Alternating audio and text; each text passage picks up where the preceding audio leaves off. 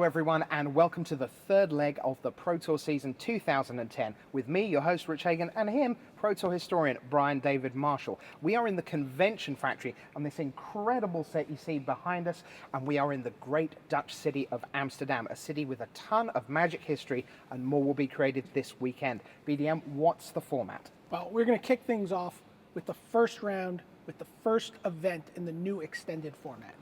The people have played around with a little bit on Magic Online, but this is completely uncharted territory for the game's best players, deck designers, and we're going to see what they do. They don't have as many cards to work with as they've had in the past. This is a new extended.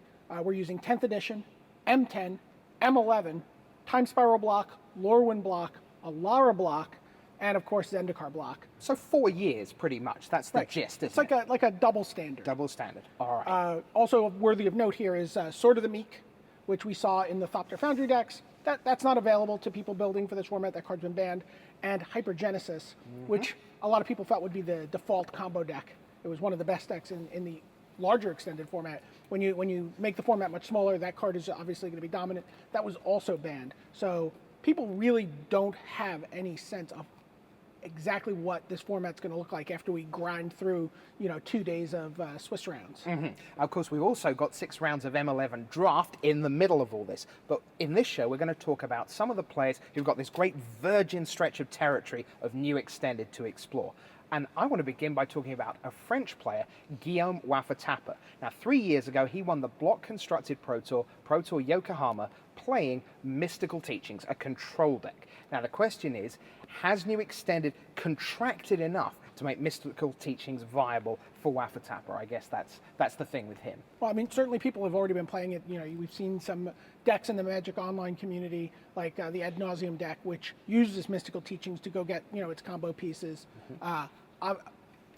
Time Spiral block constructed was the format Guillaume wanted in won his Pro Tour, and I can't imagine having access to that card in a new format where a control deck's obviously going to be, very appealing, where you want to be able to just deal with as many divergent strategies that people bring up against you. I have a hard time imagining him not, tapping out at the end of his opponent's turn to draw an instant. Yeah, Mountain Goblin Guide, probably not from Waffa-Tapper. Now, what about your first guy? Who are you going to talk about? Well, we had the pleasure of visiting a cafe that has, played host to Friday Night Magic here for a very long time, and has been one of the foundations of the Dutch Magic scene.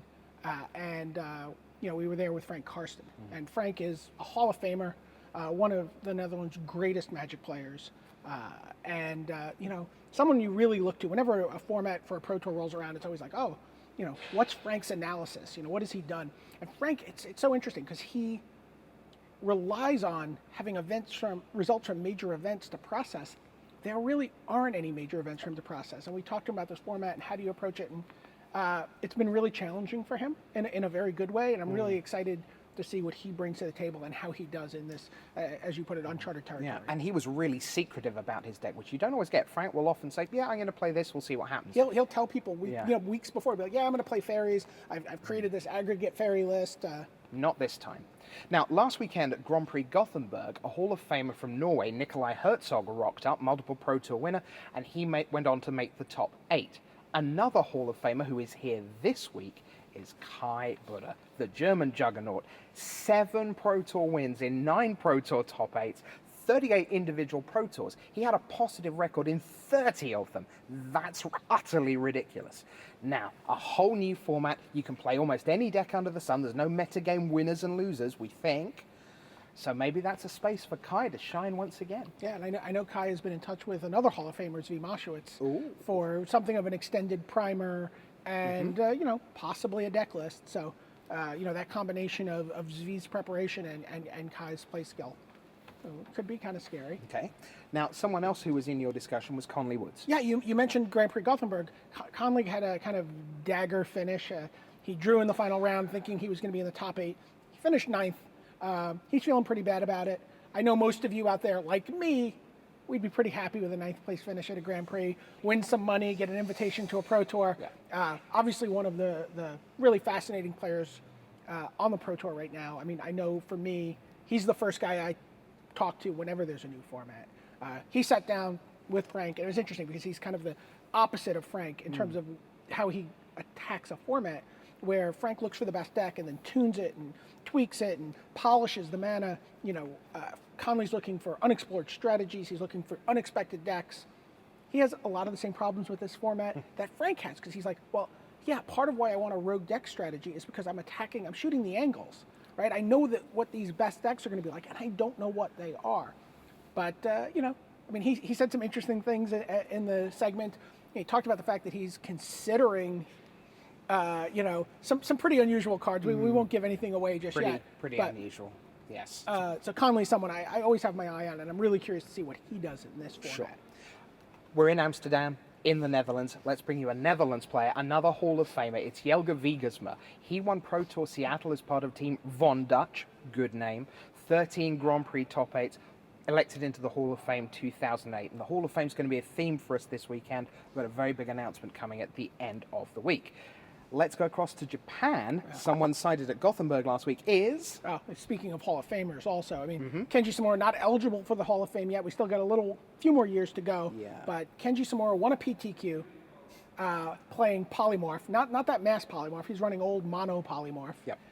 Just one guy. Just one. Yeah, I'm just going to get one guy. It's going to be Emrakul. It's going to kill you.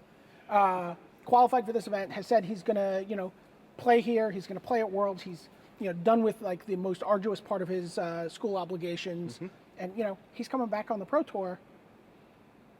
You always want to see what Kenji's going to do. Plus, the Hive Mind deck is really good. So there are definitely people playing packs.